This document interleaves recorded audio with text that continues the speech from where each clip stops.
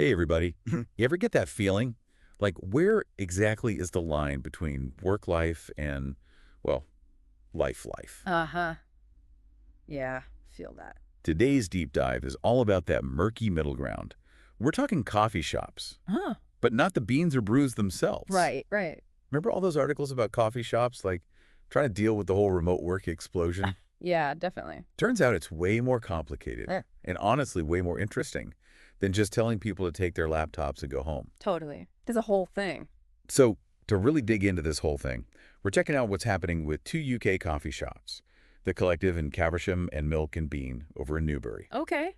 Both of them, and this is what I find so fascinating, are totally trying to figure out this tightrope walk. Mm. How do you make a space welcoming for everyone, but also, make sure the lights stay on at the end of the day? It's such a universal struggle, though, right? I mean, this isn't just about a few cafes. This is about small businesses everywhere trying to adapt to how work has changed. And it's not even just about the money either. It's about creating a vibe, an atmosphere. Oh, tell me about it. Like, I Mhm. love the fantasy laptop latte, cute little table in the corner. But put yourself in the owner's shoes for a second. You're trying to run a business, right? Exactly. You want that energy, that buzz, but you also need people to, like, buy more than one cappuccino every 5 hours. And both of these places, the Collective and Milk and Bean, their owners, have actually said this almost word for word. They love their customers, don't get them wrong. But those folks posted up with their laptops all day. Yeah? They're often there for hours on end, nursing one drink. It's not exactly a sustainable business model. You're Yeah. right. Right. No, for sure. But then you go to the other extreme, like completely banning laptops. That feels kind of aggressive, For sure. What's interesting is how differently these two places are handling it. The Collective, they went kind of hardcore. No laptops allowed at all on weekends. And even on weekdays, you've got a no laptop window from 11:30 in the morning to 1:30 in the afternoon. Wow. It's like they're making a statement. Right. Milk and Bean are being a little more chill about it. Yeah. Like, they haven't said exactly what their policy is yet, just that they're going to be mindful. Huh.